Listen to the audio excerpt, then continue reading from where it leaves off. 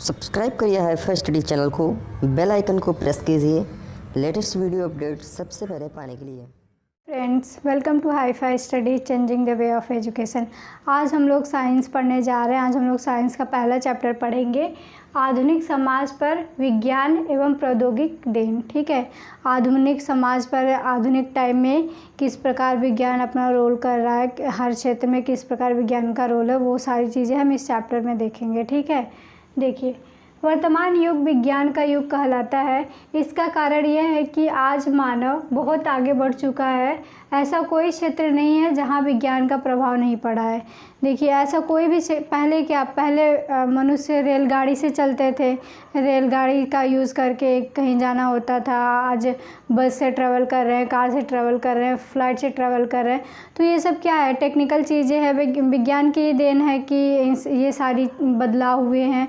हर एक क्षेत्र में विज्ञान ने अपना रोल निभाया है। ठीक है, तो हम सबको देखेंगे कि इस प्रकार विज्ञान ने कहाँ कहाँ अपना हर जगह रोल दिखाया है। ठीक है, पहला भौतिक विज्ञान में होने वाले प्रगति ने आज के युग को प्रभावित किया है, जो निम्न प्रकार है।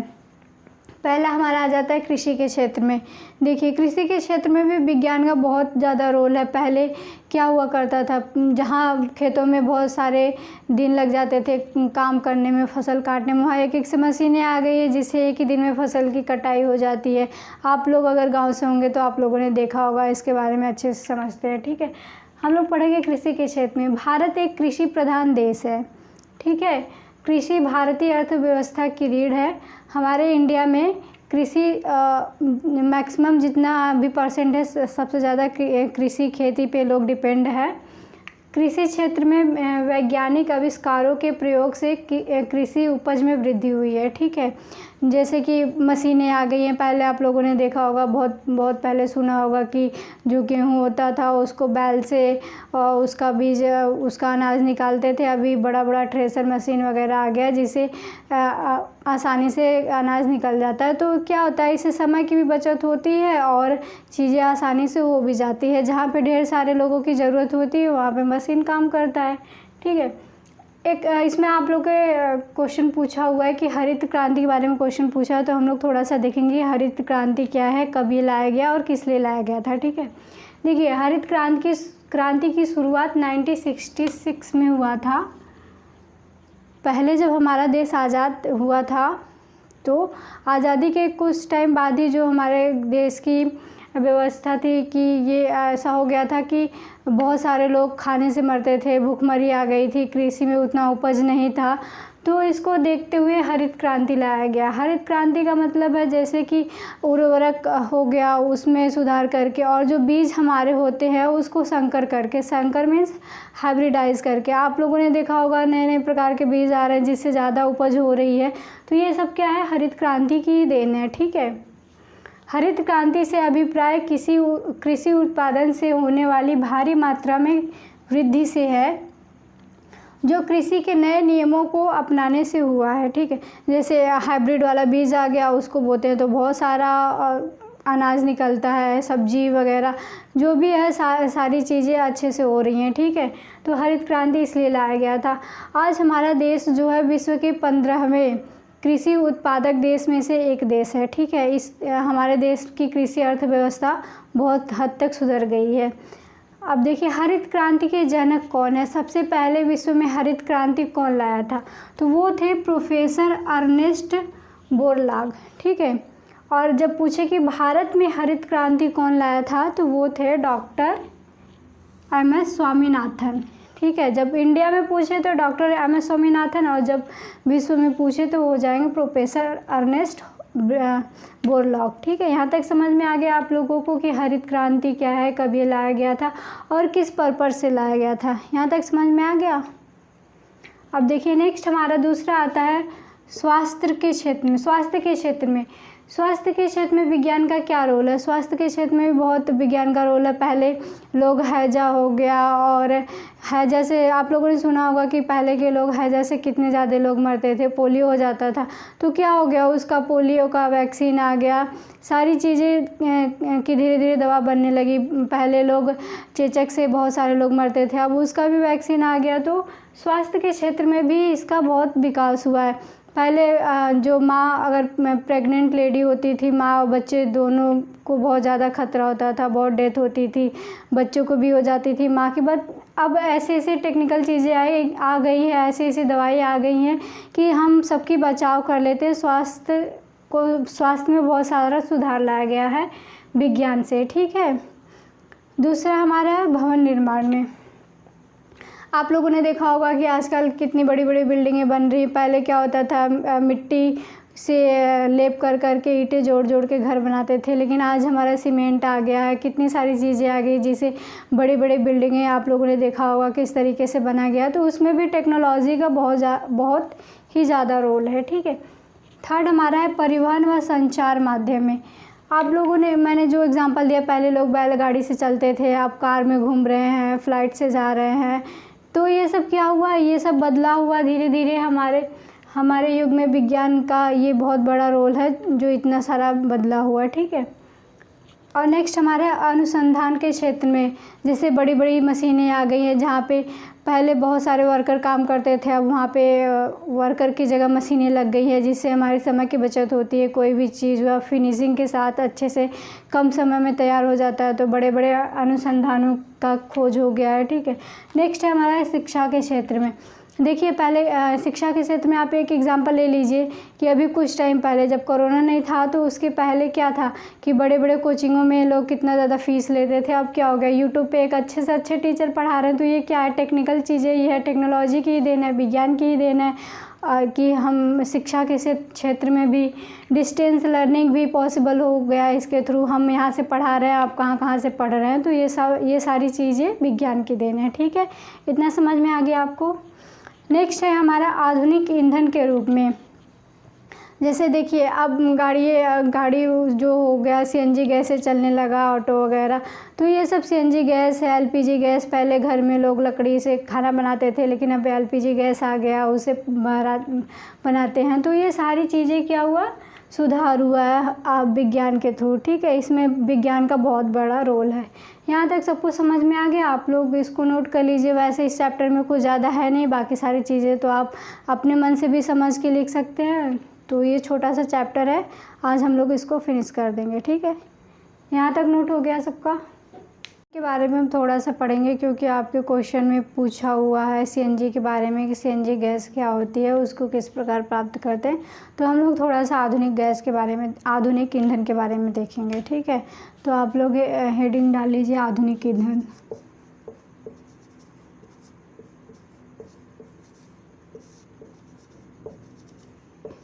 ईंधन, मॉडर्न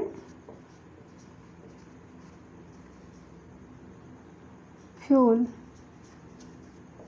ठीक है। मॉडर्न फ्यूल हम लोग देखिए, मॉडर्न फ्यूल क्या होता है, आधुनिक ईंधन क्या होता है। ऐसे पदार्थ जो ऑक्सीजन के प्रेजेंस में प्रकाश और ऊर्जा देते हैं, उसी को हम लोग क्या बोलते हैं, आधुनिक ईंधन। वे पदार्थ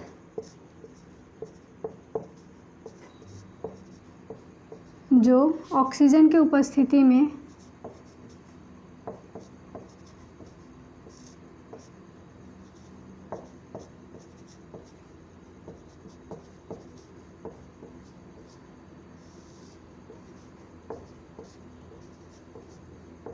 ऊष्मा और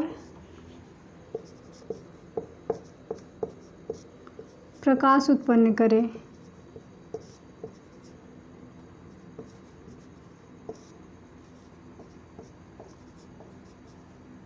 उसे आधुनिक ईंधन बोलते हैं।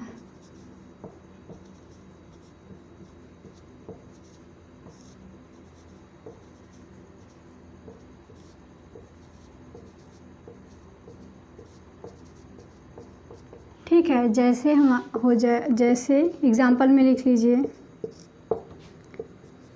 लकड़ी, कोयला, पेट्रोल,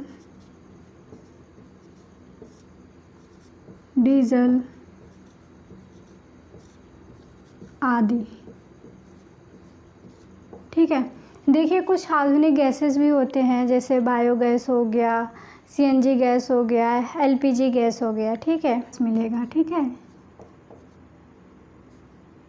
ऊष्मा और प्रकाश हम लोग को प्राप्त होगा। ठीक है, यहाँ तक आ गया समझ में। अब देखिए कुछ आधुनिक गैस होते हैं जैसे प्राकृतिक बायोगैस,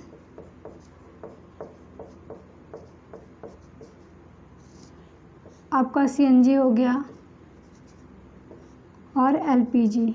ठीक है, सीएनजी को कंप्रेस्ड नेचुरल गैस कहते हैं और जो आपका एलपीजी है द्रवित पेट्रोलियम गैस। ठीक है, तो आपके एग्ज़ाम में ये पूछा है सीएनजी कैसे बनता है, तो इसके बारे में हम लोग पढ़ेंगे कि एक एक करके पढ़ेंगे कि बायोगैस कैसे प्राप्त होता है, सीएनजी कैसे प्राप्त होता है और एलपीजी कैसे मिलती है हमें। ठीक है, तो पहला हेडिंग डाल लीजिए बायोगैस।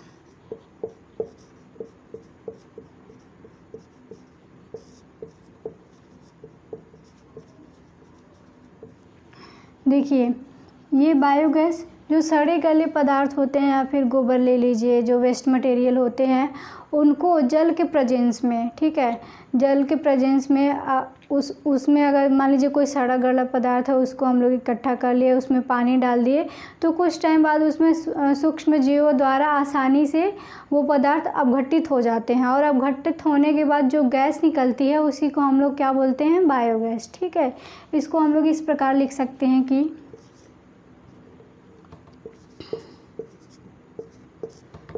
सड़े गले पदार्थ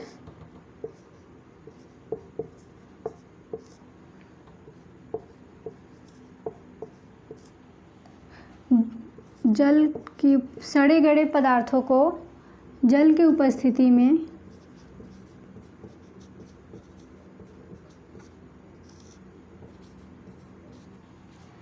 सूक्ष्म जीवों द्वारा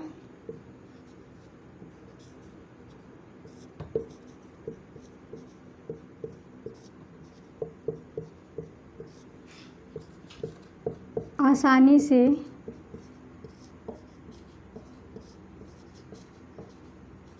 अपघटित होने के बाद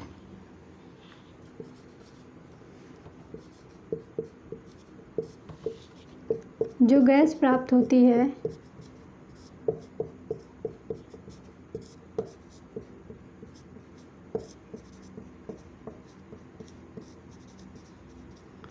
उसे बायोगैस कहते हैं।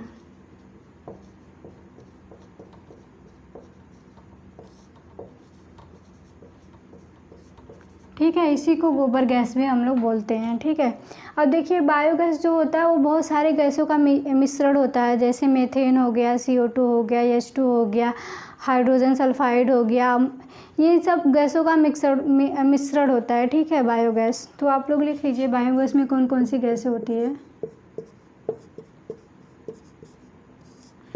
इसमें क्या होता है, मीथेन होता है,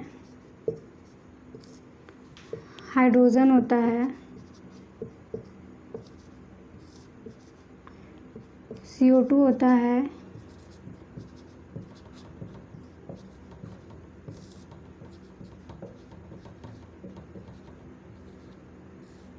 हाइड्रोजन सल्फाइड होता है, अमोनिया भी होता है, आदि गैसें होती हैं। ठीक है,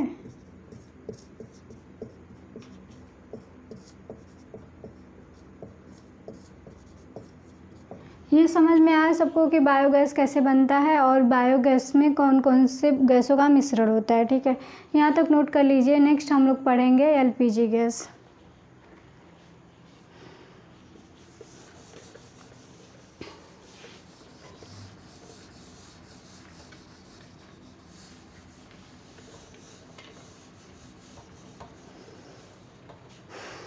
नेक्स्ट हेडिंग डाल लीजिए एलपीजी। इसको बोलते हैं द्रवित पेट्रोलियम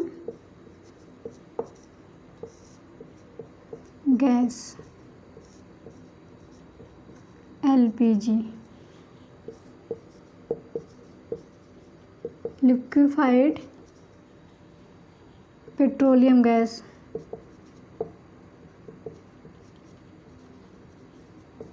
ठीक है, एलपीजी का फुल फॉर्म है लिक्विफाइड पेट्रोलियम गैस। अब देखिए एलपीजी कैसे मिलता है, ये नेचुरल रिसोर्स से मिलता है, ये ज़मीन के अंदर से मिलता है। ज़मीन के अंदर हम लोग डीप तक बोर करेंगे तो ये वहाँ से मिलता है। तो कहाँ से मिलता है? ये नेचुरल रिसोर्स से प्राप्त होता है।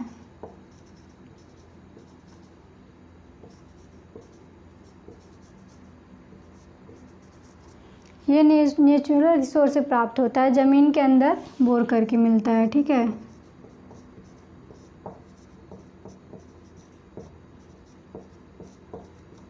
से प्राप्त होता है।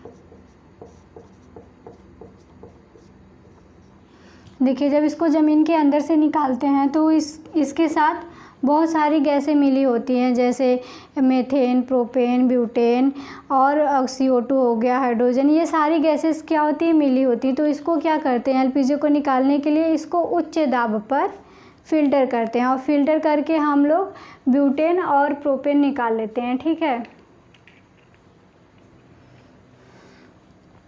ये आप लिख लीजिए, नेचुरल रिसोर्स से मिलता है, ज़मीन के अंदर बोर करते हैं वहाँ से मिलता है। और इसमें कौन कौन सी गैसें प्रेजेंस होती हैं, जो जैसे हम लोग अब निकालेंगे तो कुछ ना कुछ इम्प्योरिटी तो रहेगी, पूरा शुद्ध LPG थोड़े ना निकलेगा। तो उसको हम लोग क्या करते हैं? उच्च दाब पे फिल्टर करते हैं। ठीक है, ये methane, propane, butane, hydrogen gas हो गया, CO2 आदि गैसों के साथ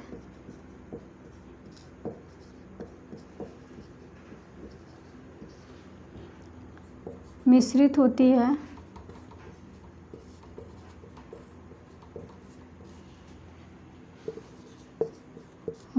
इसको उच्च दाब पर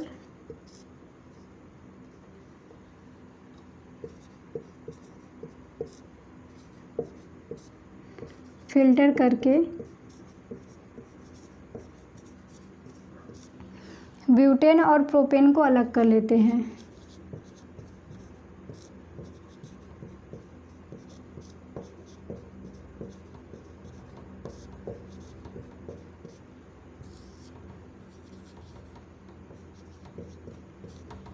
अलग कर लेते हैं।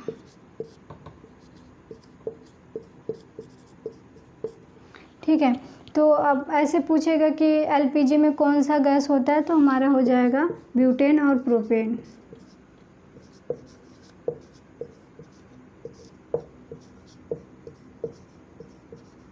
ठीक है, LPG में ब्यूटेन और प्रोपेन गैस होती है। ठीक है, यहाँ तक समझ में आया आप लोग को? इसको नोट कर लीजिए। नेक्स्ट हम पढ़ेंगे CNG गैस।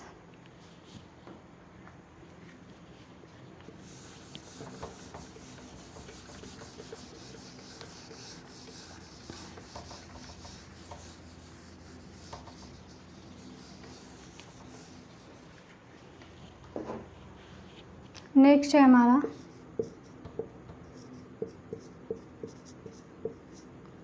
संपीड़ित प्राकृतिक गैस।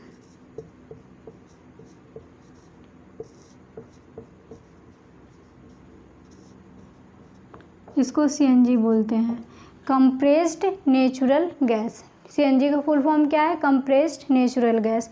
देखिए, ये कहाँ से मिलता है हमारा? CNG गैस जो होता है इसको हम लोग संपीड़ित प्राकृतिक गैस भी कहते हैं, इस हिंदी में इसको बोलते हैं।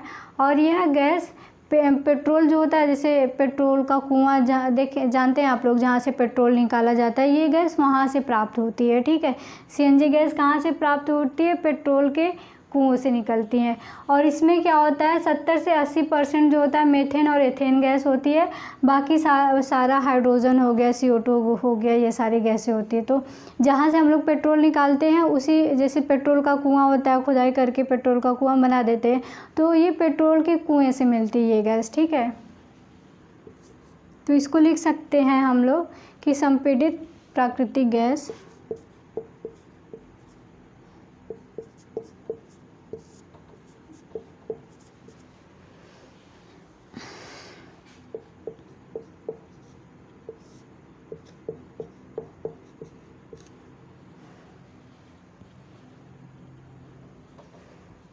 संपीड़ित प्राकृतिक गैस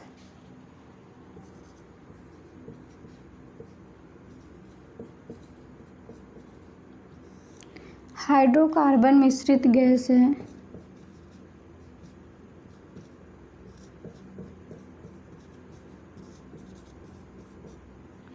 गैस है और इसको हम लोग कहाँ से निकालते हैं? पेट्रोल के कुएं से निकालते हैं, ठीक है।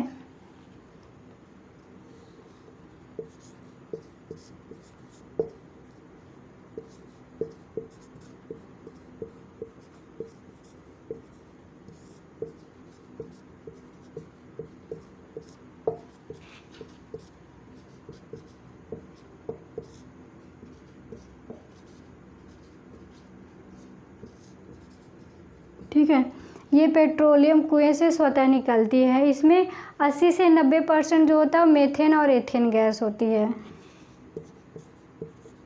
इसमें 80 to 90% क्या होती है हमारी? मेथेन और एथेन गैस।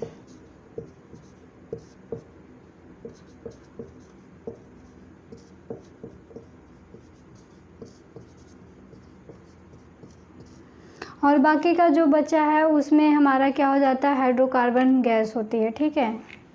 बाकी तो कम ही बचा है, तो अल्प मात्रा में हम लोग लिख सकते हैं कि अल्प मात्रा में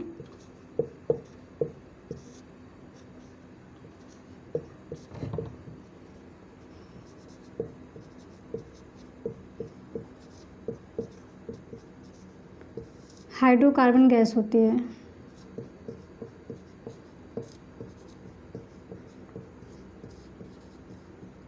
ठीक है, ये आपके क्वेश्चन में पूछा गया, आपके एग्ज़ाम में पूछा गया क्वेश्चन है संपीड़ित गैस। तो आप लोग समझ लेना कि ये गैस सीएनजी गैस कहाँ से मिलती है और ये किन गैसों का मिश्रण होता है और इसमें कौन कौन सी गैसें होती हैं, ठीक है। और इसका यूज़ तो आप लोग जानते होंगे, बहुत जगह सीएनजी गैस का यूज़ करते हैं, जैसे गाड़ियों में हो गए, आजकल के कार ऑटो वगैरह में सीएनजी गैस भराते हैं। तो इसका इस प्रकार यूज़ तो आप सभी लोग जानते हैं, ठीक है। यहाँ तक समझ में आ गया सबको? आज की क्लास सबको समझ में आ गई? अगर आप लोग को वीडियो अच्छा लगा हो तो लाइक कीजिएगा, शेयर कर दीजिएगा और चैनल को सब्सक्राइब कर दीजिएगा। अगर कोई प्रॉब्लम है तो आप कमेंट करके बता सकते हैं, ठीक है। Thank you, bye bye.